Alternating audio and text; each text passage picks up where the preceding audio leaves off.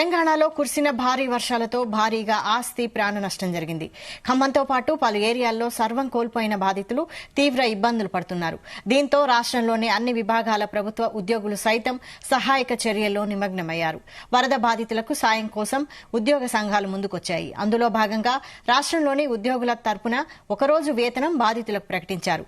దాదాపు 100 కోట్లను ప్రభుత్వానికి ఇచ్చేందుకు స్వచ్ఛందంగా నిర్ణయం తీసుకున్నామని ఉద్యోగుల జేఏసీ చైర్మన్ వి లచ్చిరెడ్డి తెలిపారు. రాష్ట్రంలోని అన్ని ప్రభుత్వ విభాగాల్లోని ఉద్యోగుల తరపున సమిష్టి నిర్ణయం తీసుకున్నామని పేర్కొన్నారు.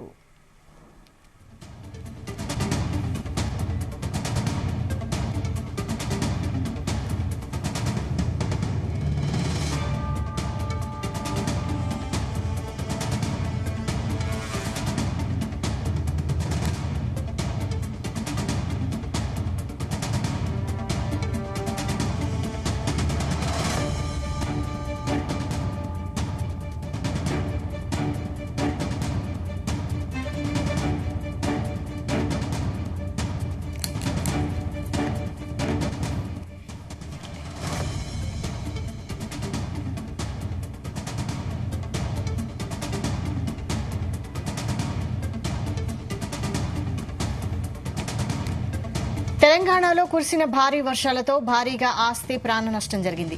ఖమ్మంతో పాటు పలు ఏరియాల్లో సర్వం కోల్పోయిన బాధితులు తీవ్ర ఇబ్బందులు పడుతున్నారు.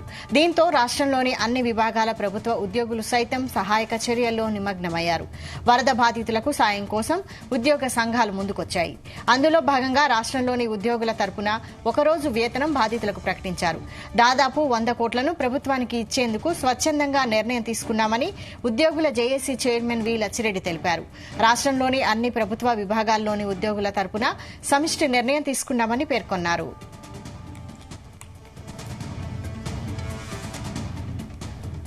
ఇదే అంశంపై మరిన్ని డీటెయిల్స్ మా ప్రతినిధి శ్రీచరణ్ అందిస్తారు. శ్రీచరణ్.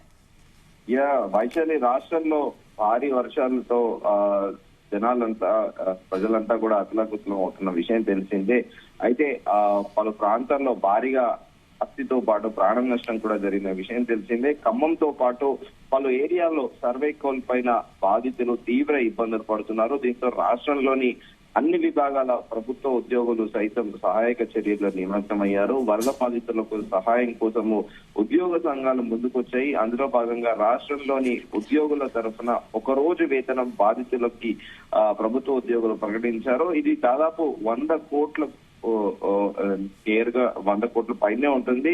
100 కోట్లను ప్రభుత్వానికి ఇచ్చేందుకు స్వచ్ఛందంగా నిర్ణయం తీసుకున్నామని ఉద్యోగుల జేఏసీ చైర్మన్ వి లచ్చిరెడ్డి తెలిపారు. రాష్ట్రంలోని అన్ని ప్రభుత్వ విభాగాల్లో ఉద్యోగుల తరపున సమిష్టి నిర్ణయం తీసుకున్నామని లచ్చిరెడ్డి తెలిపారు. సో ప్రస్తుతము ప్రభుత్వం కూడా నిన్న ప్రభుత్వం కూడా దాదాపు అంచనా వేసింది. 5,400 కోట్ల మేరకు, అంటే అన్ని డిపార్ట్మెంట్స్ తో కలిపి నష్టం సంభవించిందని ప్రభుత్వం కూడా ప్రాథమికంగా ఒక అంచనా వేస్తోంది. సో ఇప్పుడున్న పరిస్థితుల దృష్ట్యా పునరావాస కేంద్రాలకు సంబంధించి వాళ్ళందరికీ కూడా ప్రభుత్వం సహాయక చర్యలు ఇప్పటికే చేపట్టింది.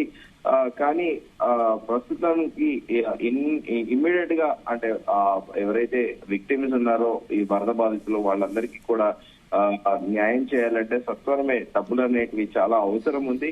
సో ఈ నేపథ్యంలో ప్రభుత్వ ఉద్యోగులు ఈ నిర్ణయాన్ని తీసుకోవడం పట్ల అందరూ కూడా సర్వత్రా హర్షణీయంగా హర్షిస్తున్నారు. అయితే ముందుగా అనుకున్నట్టు ప్రభుత్వ ప్రాథమిక పంట నష్టవ్యయాన్ని, అంటే ఇటు పొలాలతో పాటు అలాగే ఇళ్లు, గృహాలు అన్ని కోల్పోయిన వాటికి ప్రాథమికంగా అంచనా వ్యయం 5,438 కోట్లుగా ప్రభుత్వం అంచనా వేస్తోంది.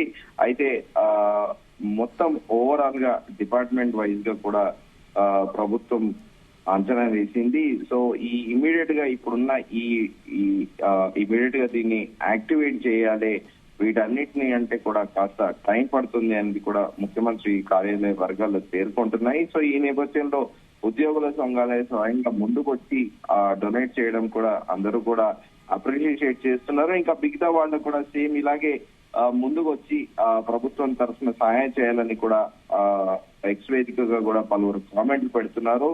సో మొత్తానికి ప్రస్తుతానికి అయితే ఓవరాల్ గా స్టేట్ వైడ్ అయితే ఇటు రెవెన్యూ గానీ, అడ్మినిస్ట్రేషన్ గానీ, at the same time R&B గానీ పంచాయతీరాజ్ గాని ఓవరాల్ గా 5,438 కోట్ల మేర నష్టం అయితే ప్రస్తుతానికి ప్రభుత్వానికి వాటిల్లింది. Vaishali. Right. Thank you Sricharan.